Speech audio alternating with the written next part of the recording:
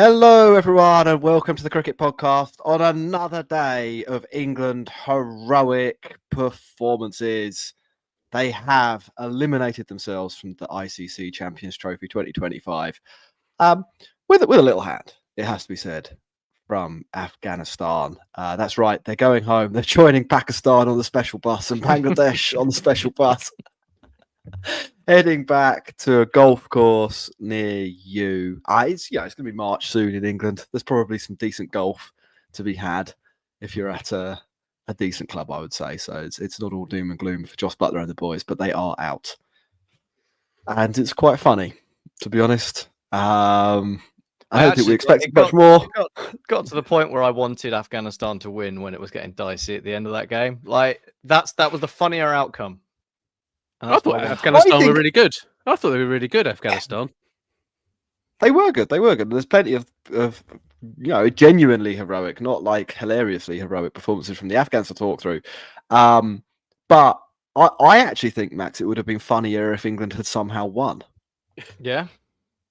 Yeah, I think that genuinely would have been the funnier outcome if they'd somehow burgled victory thanks to Jamie Overton. I mean, that's true. But that is all 3 sixes in a row off the last 3 balls. That isn't what happened. I mean, like what we kind of all expected to happen after Afghanistan posted 320 is what happened. This is the Cricket Podcast. I'm Jack Cope. I'm joined by Max. How you doing, Max? Yep, good. Looking forward to. Well, we'll get into it properly in a second, won't we? We've teased a bit too much here. Yeah, and we've got Ross. How you doing, Ross? Distraught. Absolutely distraught. Oh yeah, this England team is an absolute fucking shambles. And Tottenham are losing. Oh, Tottenham lose all the time. I'm used to that. But am I used to England losing? I think I am now. But coming to terms with the fact that we are a second, third tier international cricket team is a bitter pill to swallow when you're supposedly part of the top 3, or the big 3. Yeah, we're going to be kicked out of the Super League at this rate.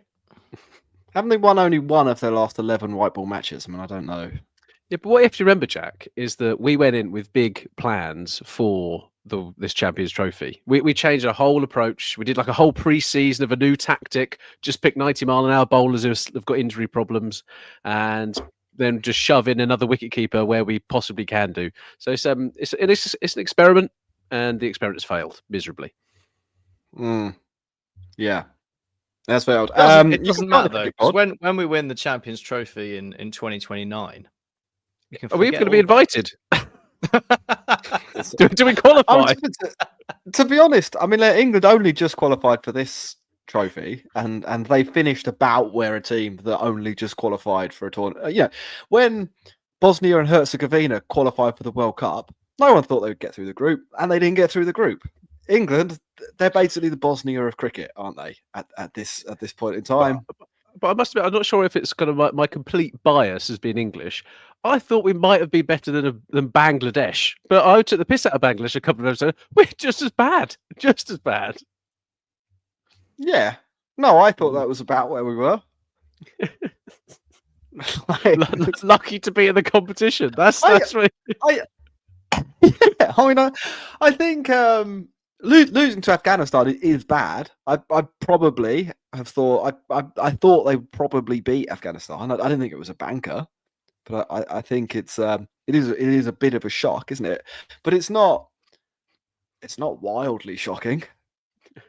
I wouldn't say. I think it was very much on the cards that Afghanistan beat England again.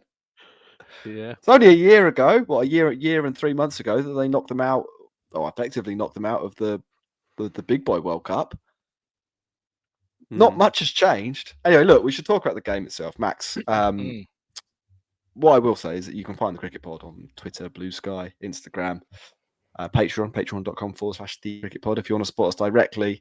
And you should be obviously clicking like and subscribe so that you catch us whenever we release our material on whichever platform you choose. But Max is now going to summarize today's proceedings.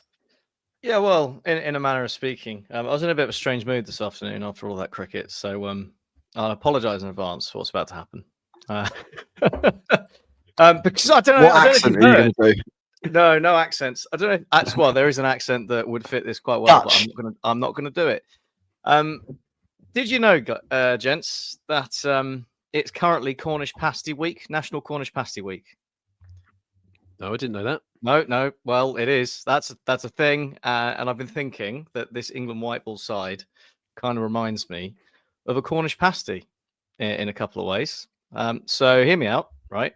On the face of it, Cornish pasty, yeah, what wonderful thing. You got flaky pastry, a generous filling of rich meat peppered with spices, seasoning, tender potato, and when it's done right, it all comes together and it makes the perfect lunch to go. Yeah.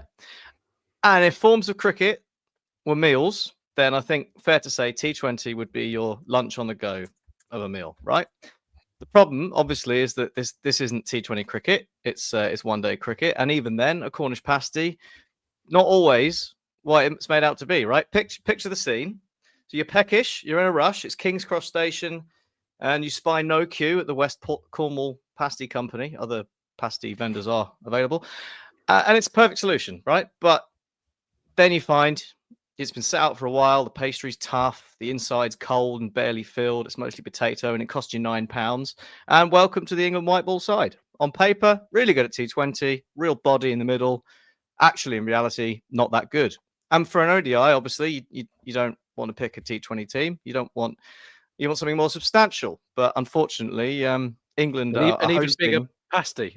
a giant pasty. Even a giant pasty would do. And that's what England have tried to provide you, Ross, for dinner. You've gone around to England's house. They're hosting, but they've just served you some cold pasties.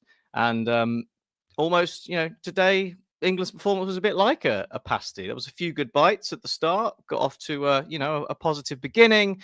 But then halfway through, you realised actually you'd eaten most of it. You'd gone through all the good stuff. And by the time Joe Root was doing throwdowns to Mohamed Nabi in the 47th over, all that was left was like that dry lump of pastry you get at the end that the miners were supposed to throw away because they got grubby hands. And realizing all of this at your dinner party, Joe Root has tried to save the situation, and he suggested you go and get a kebab on the way home. But as you've left the kebab shop, he's passed you your kebab and you've dropped it all over yourself, and now you have to go home and take a long, hard look in the mirror. So that's what happened. That was England's ODI cricket team. And I mean, it's not fair, is it, to just focus on that, because Afghanistan were good, and we should probably give credit to Ibrahim Zadran and Azmat, who were Omarzying. I feel like I've taken mushrooms. I've tuned in to listen and be part of a cricket. You get them in a pasty. You can, yeah. Cheese and onion. Yeah. Should we start with the positives? Let's start with the positives rather than going off the long way. Ibrahim Zadran? Yeah, he was incredible, wasn't he? Absolutely incredible, and almost at the perfect ODI innings. Especially when his Gurbaz and the other two top order batsmen got out for sod all. He really led the show, and got accustomed to the pitch, I think it's probably fair to say.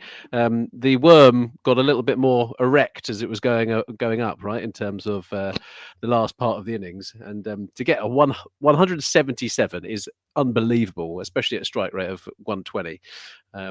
He flayed everybody, which was fair play to him, if I'm perfectly honest. And it's always nice, Max, I bet you're gutted looking at that scorecard that it wasn't 40-40-40 in there. That 41 is a little bit annoying. So yes, that is irritating, but it does make it symmetrical still, so it's not the end of the world. So, but yeah, they were very good with the bat. But England 325 to a team in theory who doesn't have that much batting, to let someone get 177. You're like, what were they doing? You've got one job, haven't you, when you play Afghanistan in one-day cricket and T20 cricket? In fairness, there are two people, and you have to get them out. England got one of them out. They didn't get the other one out, and that was a problem. You could see it was going to happen as well. Yeah. I mean, I have to say, obviously 37 for 3, that looks really good. And like a lot of the chat on the internet and on the radio and if you were watching the TV was that England basically had Afghanistan over a barrel. But if you know anything about Afghanistan and you know anything about England, you knew that Ibrahim Zadran was going to be a big problem. I don't know, what were they at one point? They were. I remember looking at the score, and I think they were 170 odd. It'd been about 170 for 4, and he was on 90. And I was like, they're not going to get him out. They don't have a solution to this. Like all that needs to happen is that a few people throw their bat around, and England will be chasing 280, and that's going to be trouble. And actually, for Afghanistan, it kind of went beyond their wildest dreams, I think, a little bit. Mohammed Nabi, 40 of 24, rolling back the years. Omazai, he can hold a bat as well. That's 40 of 30 for him isn't shocking necessarily, but you got to give him a little bit of credit for that knock. I don't think England. I don't think even Ibrahim Zadran thought he'd be walking off with 177. To be perfectly honest, but no, if there was a team he was when Livingston took the ball for the last over. If there was a team he was going to do it against, it was going to be England, wasn't it? Like they are there for the taking. If you bat against them, I mean, you couldn't ask for more of a fucking rabble, really, in the field. Jofra Archer bowled all right. You'd say Adil Rashid was okay. Jamie Overton, like, is his bowling at international level? I don't know. There's big questions about that. Mark Wood it clearly started the game injured. Clearly was injured before the game. Genuinely. We've literally got other pacers. Just pick other people. Picking the same thing over and over again. Like, his leg was more tape than leg. It's really, really frustrating. Even if he had made it through, they'd obviously not be able to play against Africa. Like, if England had won this game, which they probably were expecting to do from the start, then they'd have been going into a game against Africa without Mark Wood and having to play Jamie Overton and, well, I don't know, Gus Atkinson, I suppose. And I'm not being funny. Wouldn't really fancy that against Heinrich Klaassen. What are they trying to do? I mean, like, I don't want it to become completely the England fucking disaster podcast. It's going to be difficult to avoid, though. What is there? What is that bowling attack? Well, we said coming into it. It's like, what's the plan here? It is just to pick people who bowl rockets, but they bowl the same stuff and it goes fucking everywhere. And you look at some of the other attacks in this competition, like, they know that. Do you know what? It's going to be a little bit of a road here and there. You're going to need variations. You're going to need to mix it up a little bit, and we're just not there. And on the commentary earlier, they were just, oh yeah, these bowlers, they're just only used to playing T20 cricket. They only bowl 4 overs. They're not used to bowling 10 overs. Like, they're professional cricketers. Like, what are you talking about? And it's the frustrating bit, I think, for England fans is that there's people who are not even in the squad who actually should be there and would be contributing better to some of the people in this team. And Brendan McCullum and Josh Buttler have got this so wrong. And it's not just the Champions Trophy they've mucked up. It's also the preceding bilateral series against India that used this tactic. The tactic was shown to be kind of all fart and no poo. And unfortunately, they've managed to defecate themselves on the biggest stage. It's not the biggest. It's not a World Cup, is it? I mean, like, it's the Champions Trophy, mate. It's the World Cup of World Cups. That's what this tournament is, mate. Actually, no, you're right. Yeah, this is morally. It's like the Cup Winners' Cup. There's only 8 people in it, only 8 teams. This is the elite of the elite. Oh, Max. There's no UAE to nearly lose to or Oman to nearly lose to. Let's be fair. Come on, Max. There's probably a school of thought that even after letting Afghanistan get 325, England should have won. In fact, they were rock solid favourites, and with 3 overs to go, I think I can't remember exactly what they needed, 20 or 3 overs with 3 wickets in hand. Everybody could kind of bat. All they had to do was not be bowled out, really. In those circumstances, they are bowled out. They're 8 runs short. Who in the batting lineup deserves the most blame? Are you going to go down the Herschel Gibbs school of thought here and blame Joe Root for scoring all the runs but not quite enough of the runs, or are you going to blame some other people? Is it Jamie Smith's fault for just having to bat 3 for no reason? Like, Is Joe it Phil Root Salt? scored at almost exactly the rate needed to win the game, actually. So we can let him off from that one. Herschel Gibbs can get back in his box. I mean, you can blame a lot of people. I think it probably starts at the top. Phil Salt scored a couple of fours and then decided that he didn't want to do the job. Played some, a fairly terrible shot. Jamie Smith did the same. Fairly terrible shot. Like, What Afghanistan, was he doing? they did. Afghanistan did well to defend the total, right? Like, 5 wickets for Azmat. Like, that's a good effort, and they made it. I guess they made it tricky-ish for England in the middle overs. But What? I mean, I didn't even realise this. He took 5 wickets. Yeah, he got 5 in the end. Yeah. But like, my God, did England shoot themselves in the foot a few times, right? Like, when Joe Root and Buttler were there, it looked super easy to bat on.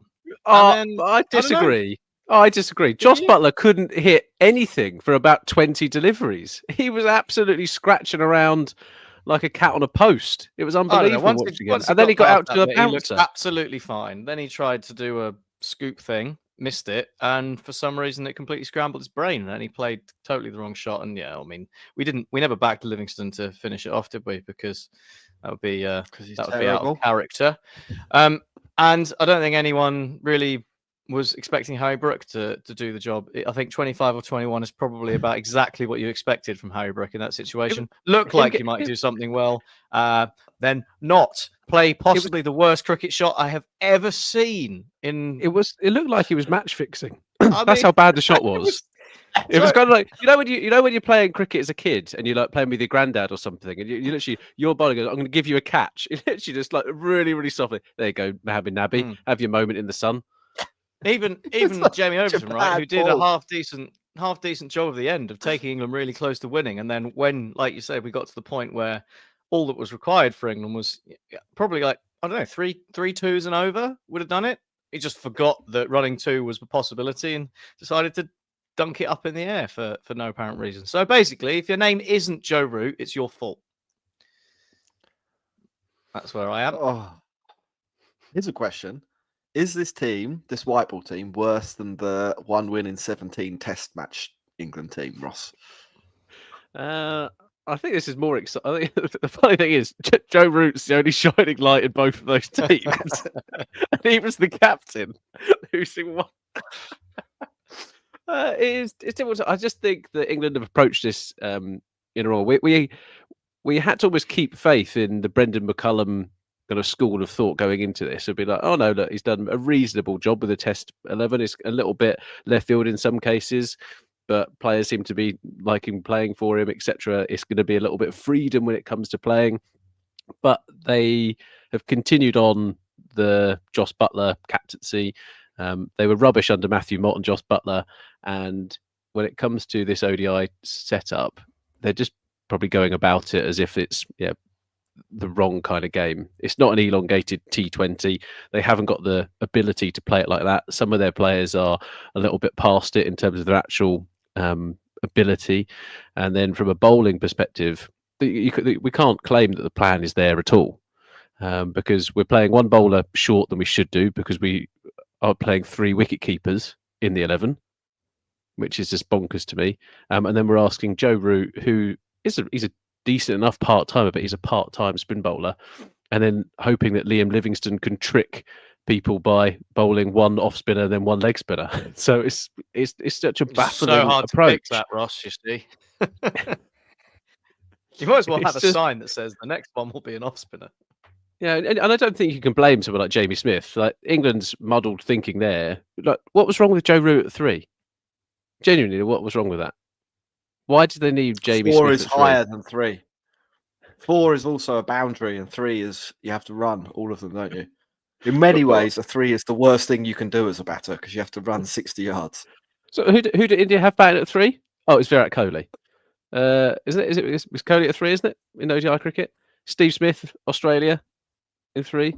What's wrong with putting Joe Root there? Kane Williamson is there for New Zealand. I don't really understand why we're mucking around with that. We've got in, as we said in the preview, with a bowler short. doesn't quite feel right, and we've got quite a one-dimensional bowling lineup. Compare that to Afghanistan, who have got a bag of tricks on each different thing. Faruqi was on the field, off the field, etc. Golbadin Naib came on to bowl and bowled this short shit one outside off stump. Livingston might as well just hit it straight to the wicketkeeper up in the air. It was an obvious ploy. And Asmat was just like, I'm just going to bowl really fast and they're going to do something stupid. And they did. Do you want a? Is this what England? Is this why England think that their bowling plan works? Because if everyone bowls fast at England's batters and they do stupid things and get out, are they just assuming that everyone else is going to do the same thing? Is that just how you say works? Fast? Do you want to know what the text for the dismissal of Livingston was on ESPN? 124 kph. So perhaps surprised by the extra zip. 120. That's so. I mean, like, I do take his back into that one. I do take the point that Afghanistan's bowling attack is decent. I laughed at Omazai. He's a fairly capable bowler, isn't he? I mean, he's pretty far from being honest, pretty far from being good, but he's a capable bowler. Faruqi, I like him. Rashid Khan and Noor Ahmed. England played them really well today. If you score 107 for one off 20 overs of those two, and you should win the game. Cakewalk. Yeah, it should be an absolute cakewalk against the rest of them. But this is the sort of, the thing that you have to bear in mind as well, that like Golbadin Naib, it's not that's like a mid 2000s fifth bowler. This guy has to come on, bowl 2 overs at the death because Faruqi had cramp, or who really knows, he disappeared for a little while, went to have a rest. It manages to pick up a wicket. Like your finisher, your big gun, if you're England, somehow gets out to 124 km/h ball that is perhaps surprising because it had some extra zip. It's a shocking way to get out. Yeah, absolutely shocking. It's not the only one. I mean, like, actually, Livingston probably, I don't even know if he's on the podium for most shocking.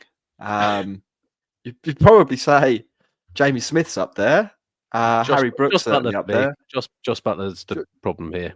Captain in a position where he's Phil Salt, what's the point of playing like just that? Pick Will Jacks. Just pick Will Jacks. You've got another bowling option then. Like, how much must you hate batting to be out there on a pitch like that?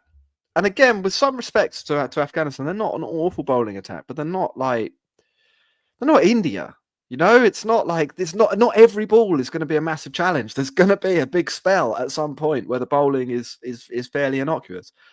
You're like, yeah, I'm just going to mow across the line, 13th ball of my innings. Like, I don't fancy batting on the deck of all decks.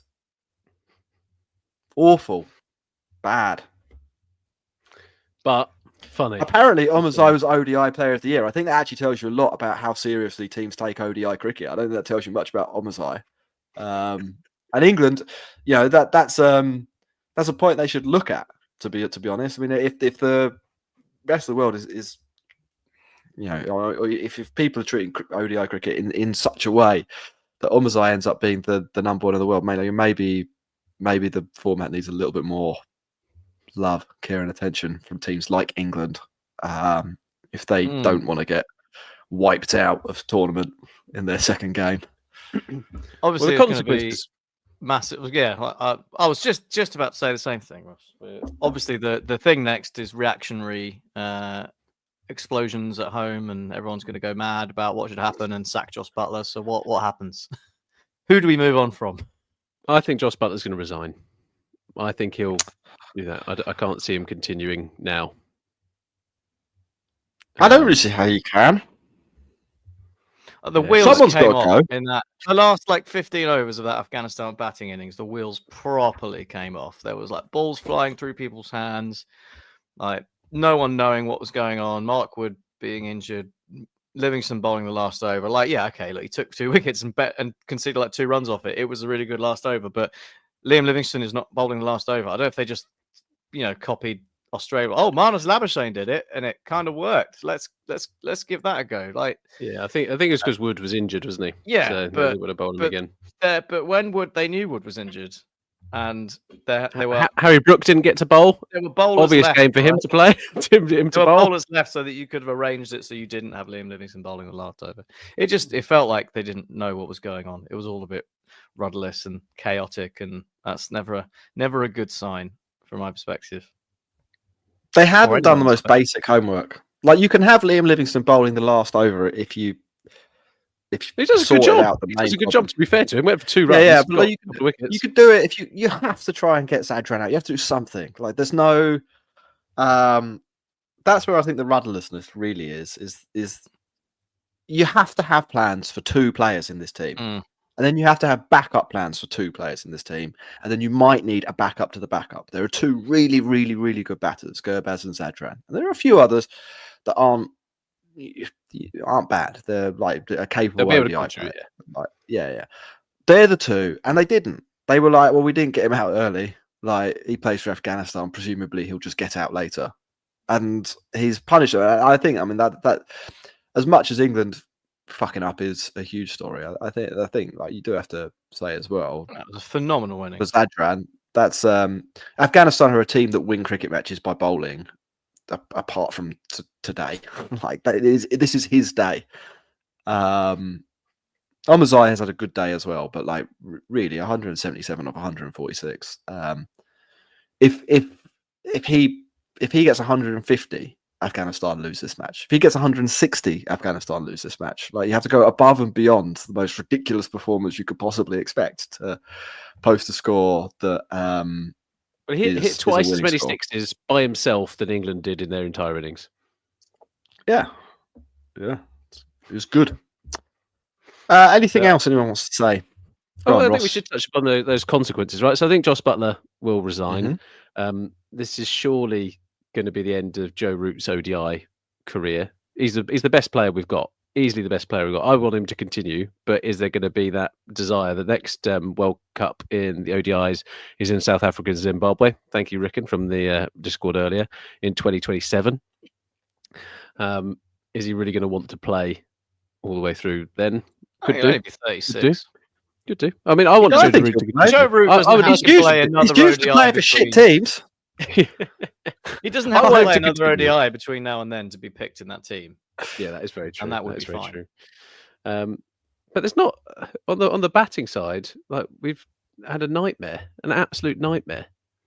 Phil Salt is an elite level opener in T20 cricket, as far as I'm concerned. Absolutely brilliant. Ben Duckett has shown that he's a really, really good player across all formats. I don't think there's a problem with Duckett. Root is just the best player we're ever going to have ever. Jamie Smith thrown in at deep end here. Harry Brook, woeful bit of form, hasn't done very well recently at all. Josh Buttler has not contributed as the captain for quite a long time now, so I think he's going to go.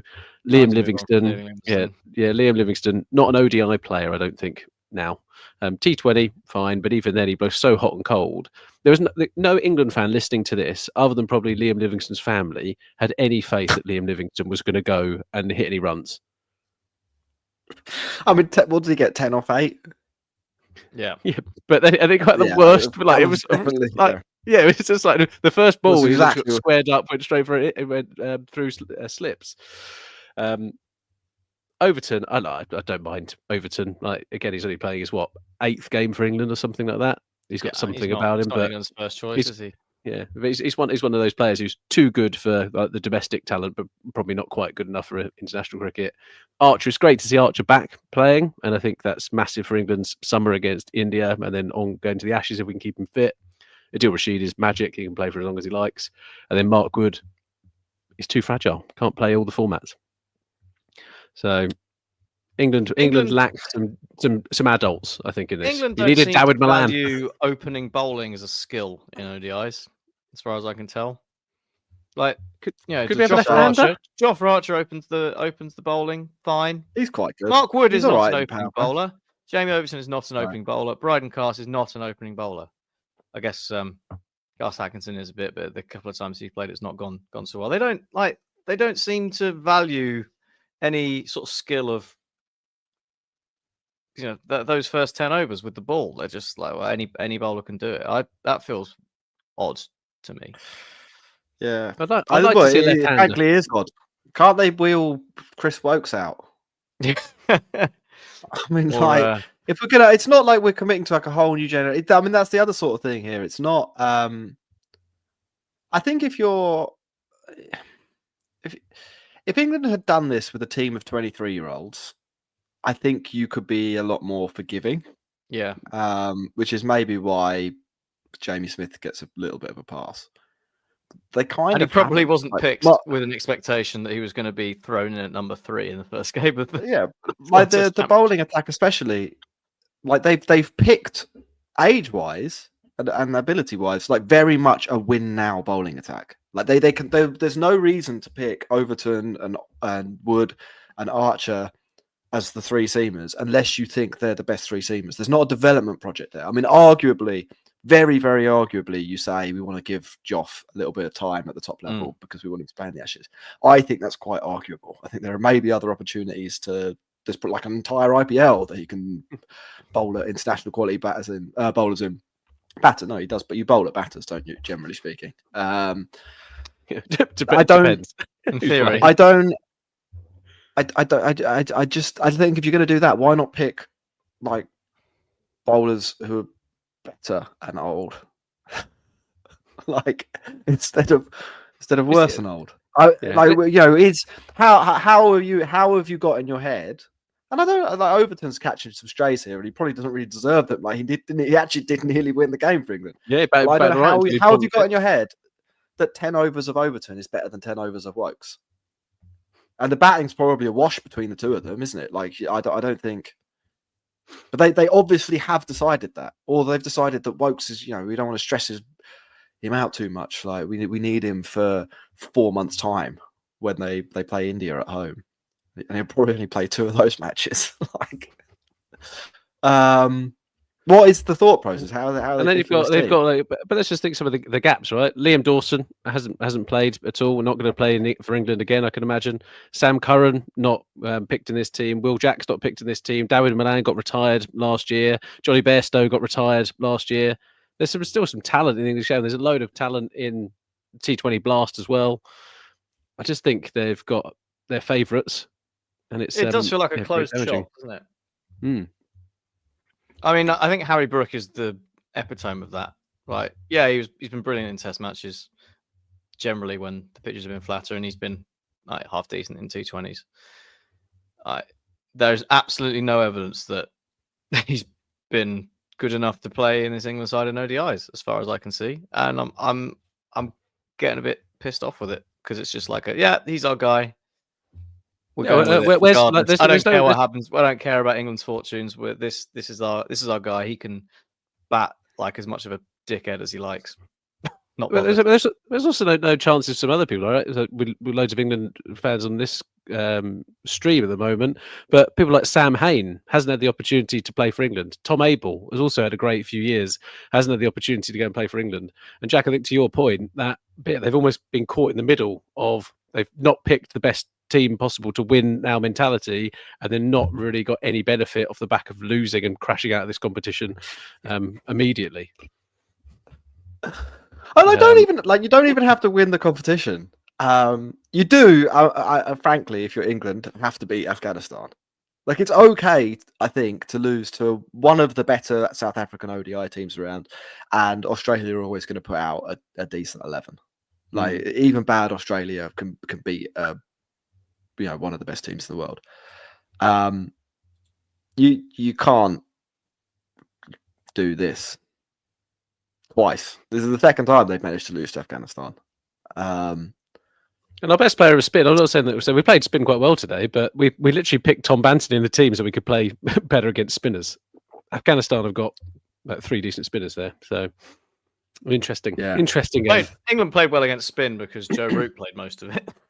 He was like it's like a different. It's amazing watching Joe Root bat, isn't it? That's a bit of a Joe Root loving. He just looks better than everybody. It is insane. Like it's like playing a different sport. That is because he is better than everybody. Everyone in the world. We're going to take a 2-second break. Then we're going to come back and do a very, very short part 2, talking about the rain off, which is exciting, and Bangladesh crashing out as well. So it wasn't just England. You're listening to the Cricket Podcast. Welcome back, everyone, to the Cricket Podcast. Rain off yesterday in the Champions Trophy, Australia v South Africa. Now that could have had like massive implications if England won. That would have made the next two games kind of very important. Well, it would have, wouldn't it? Like Australia would have had to beat Afghanistan to go through. England v South Africa would have been a de facto quarterfinal. Irrelevant. It rained a lot. There's nothing to say there. So neither of you two are getting any say. I think we were Gosh, robbed. desperate. We were robbed of a great game. Yeah. That would have been an I absolute agree with that. classic. Yeah. On Monday, Bangladesh crashed out, as I said at the end of part one, to the Kiwis. What do you say about Bangladesh? Basically the same thing. A lot of the same things about England. They fought gamely again. I think Bangladesh, like they've. I think where England have gone into this tournament, and I guess they put up a bit of England got themselves into winning positions and failed to close things out. Bangladesh got themselves into losing positions and then made a good fist of it to make it not terrible. Yes, it's basically how that's a gone. good way of putting it. They didn't give up. Yeah, the try hard trophy for the ICC Champions trophy 2025 definitely goes to Bangladesh. I mean, for a team whose batters are typically normally okay against spin bowling, they did let a PE teacher take 4 for against them, going at 2.6 and over. Yeah, that was a good spell. That was really weird. A good spell. Even he couldn't believe it. I mean, by the way, like his interview about it was just like, yeah, don't really know how that happened. Good spell though. Yeah. He's a handy player. And Rachin Ravindra comes in because Daryl Mitchell has the shits, and looks like he just loves batting in ICC tournaments, doesn't he? He was a cut above again. Really he's good. Mint. I love Ravindra. I think he's a great player. Yeah, I mean, we're laughing at Bangladesh a little bit. The Kiwis had to do something. They did need a really good innings from Ravindra to make that game safe. I think, there's other routes to victory, right? But they put some pressure on. They got Will Young out early. Williamson lasted 4 balls. Conway actually really well. That was the key. But Conway actually put the pressure back on. So Conway, I think, had 2 overs where he hit 3 boundaries consecutively in them, and it was him that kind of steadied the ship, and then Ravindra took it forward. So, and Latham he's a good player, isn't he, Max? Old Latham. He is. It's New Zealand, man. They just ooze competence. They've just got guys I think they're going to win it. They're the reverse Livingstons of cricket, New Zealand. They're just guys who always do quite well. Yeah. New Zealand versus India in the final. Yeah, I mean the upshot of that is that India and Bangladesh go through from Group A. No. Bangladesh don't. Bangladesh don't go through. India and New Zealand. They've got into the Shield competition to play against England for the wooden spoon. They're playing in the 8th place playoff. New Zealand and India go through. They play off to see who will finish top of the group and which team in Group B will have to fly to the UAE. And in Group B, there's still a meaningful game, isn't there? Because Bangladesh, not fucking hell, I'm all over the shop. Right, Afghanistan, Australia, Australia is a quarterfinal. We had a question. Who is the second favourite in the tournament right now? I mean, I assume that question is asked with us all. Assume they're believing that India are the kingpins. Ross, you're saying New Zealand. Yep. No, I reckon. I said in the previews, I think they're the dark horses to win this. Max, what about you? I feel South Africa second favourites. I think they're the second best team, but whether it plays out that way in terms of who plays who in the semi-finals will obviously determine a lot. I think South Africa will travel very badly to the UAE. So I think they need someone to knock India out. Stranger things have happened, but I think I don't love South Africa v India. I think I don't love anyone for India, but like I can see a world where Australia beat India in the UAE. I don't know if South Africa have got that firepower. Not even firepower, it is. It's like the opposite of firepower. That grit. Does that make sense? Just a way of winning.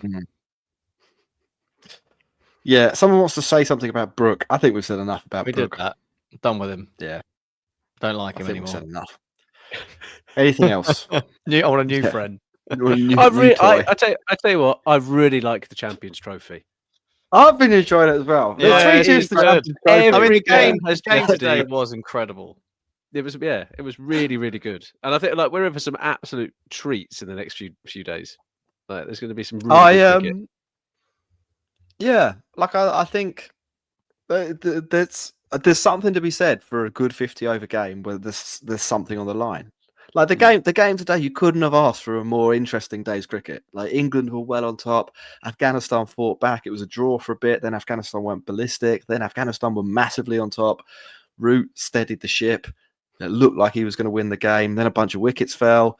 Then it looked like Overton was going to drag him over the line. It went all over the place. It was a proper day's entertainment. And we've seen a couple of other games, maybe not quite that good, but like good games. But it's just the fact that every game's got something riding on it, hasn't it? Yes. And you compare it to that World Cup of oh my god, doom. Just like day after day of cricket that didn't really matter. And wasn't particularly exciting. Yeah. It was like which team are going to get whacked by India in the group stage today on Tuesday? Cool. Look, that's the end of the podcast. Thanks very much for joining us, everyone. We will be back on Sunday, I guess, to talk through what I presume will be the end of the group. I mean, if the tournament makes sense, Sunday will be the end of the group stage. Don't 100% know whether that is the case. It's the Champions Trophy, baby. Crazy things happen. Goodbye.